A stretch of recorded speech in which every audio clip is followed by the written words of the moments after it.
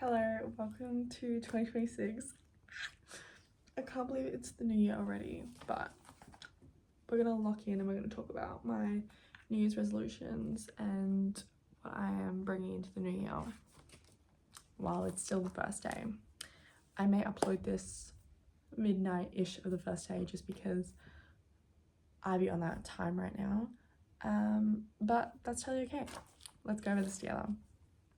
So my first thing for 2026 is to read a book a week, which I'm starting off very graciously with Colm Toibin's homage to Barcelona.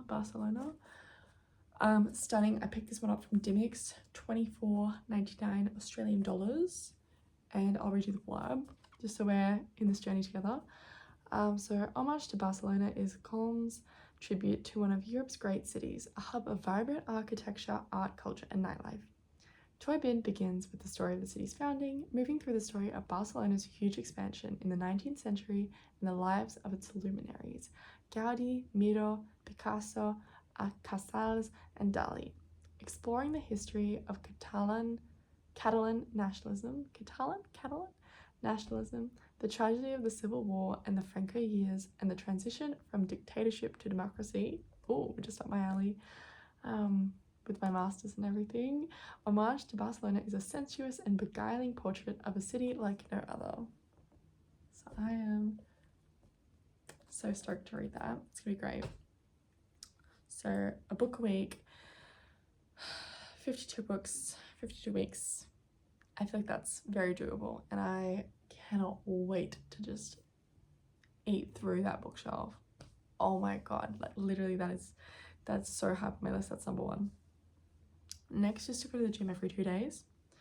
I say every 2 because it's summer. I'm working a decent bit, and I'm also going out of the house. I'm going swimming quite often, or if I'm not swimming at home, then I'm swimming at the beach, because it's very popular in like Australian culture and in Western Australia at least for people to have like pools in their backyard. So I'm very grateful that I have a pool. So yeah, gym every 2 days, which includes Pilates, ideally every day, but again, like just with routines and stuff, I feel like 3 to 4 days a week is pretty doable. Number 3 next is 20k subs for my birthday, which is that's YouTube. So I don't know how doable that is, but I'm manifesting posting pretty often, edited content, nice. I think 20k I can shoot for the stars, you know what I mean? Next is 10k on TikTok. Again, shoot for the stars, aim for the moon, do what you gotta do. And I feel like if I fall short of that, I won't be disappointed as long as I've given it my best effort. 20k on YouTube and 10k on TikTok are like, that's what I'm aiming for. Next, number 5. This one's kind of interesting. I've had to kind of tweak this. So I want to live somewhere else for 4 weeks. And I didn't say a month because I feel like a month to me is very daunting because there's 12 months in a year, and picking which month I'd want to move or live somewhere else is kind of daunting. But 4 weeks kind of sounds like a holiday. In my mind. So I feel like I can get away with that, mentally speaking, psychologically speaking. So I am excited for that. I'm probably going to do Vienna because of my masters, but I wouldn't mind Melbourne or New York either. So I'll need to see how things go. If YouTube and TikTok work out, then more likely they're not in New York, but yes. That's that. Number 6, have 2 trips booked for the year. One of them 1000% will be South Korea. I'm going to South Korea. The next one will be either Europe or Asia again. It will not be the Americas this year unless again something crazy happens and I go to New York. But that's how my year is looking, and I'm very excited for that. I'm very grateful for that. I'm thinking one in the first 2 quarters and then one in the second 2 quarters of the year. I say quarters because finances and stuff, but it's fine. And number 7 is to finish my Pilates qualification. So I'm starting that. I'm so excited. I'm starting that in a couple of weeks. It goes for 4 or 5 months, and then I'm done. Fully qualified Pilates instructor. I can teach reformer or mat Pilates anywhere. And I'm really excited because the idea of waking up in the morning 1 or 2 days a week and going to a studio and teaching Pilates and just having that community and exercising and being around so many like disciplined and like happy and motivated and positive girls and people is just my cup of tea. I do have a few honorable mentions, right? One is Substack. Girl, let's up that Substack. I'm planning Substack either to post my Substacks while I'm at the gym on the treadmill, and that gives me like 20, or on the Stairmaster, that gives me like 20 minutes to write something, bam, post it every 2 days, done. Just to get those like creative juices flowing, and I feel like it gives me, again, good discipline. I did do Substack every night. I was writing it at night, like just whatever. But I feel as though now it's kind of reached a point where like I'm reading every night, and that's a lot of words. Journaling, Substack, reading, writing, it's just all like meddling together. So I think I'm gonna move that to gym, and then that gives me something to look forward to while I'm at the gym and whatever. Can't be in the morning because my mornings are pretty stacked already. Next is chess. Oh my god. Some people do run clubs. Some people do this. I have found my calling. Once a month chess club, or even like going down to like this one bar in Fremantle and playing chess on Wednesdays. Oh my god. Sublime. Perfect, sublime, insane. I love it so much. But no, there's this chess club that runs in Perth once a month. It's actually my saving grace. It is so fun, and I love playing chess, and I love the vibe there. 10 out of 10.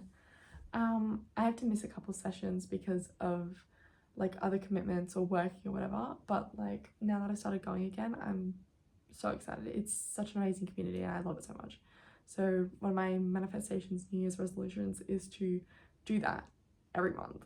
So I have that to look forward to, and that's really good. And that's just like a me thing. Like I don't go with anybody else. That is just me, and I play my chess and I live my life. It's just so fun, and I drink my wine, I have my chips, and it's so good. Next is to go to the beach in the summer until like February, March. I want to go to the beach at least like once or twice a week. Looking very promising this far. Piano. My goal for the summer is to learn how to play one song completely back to front on piano.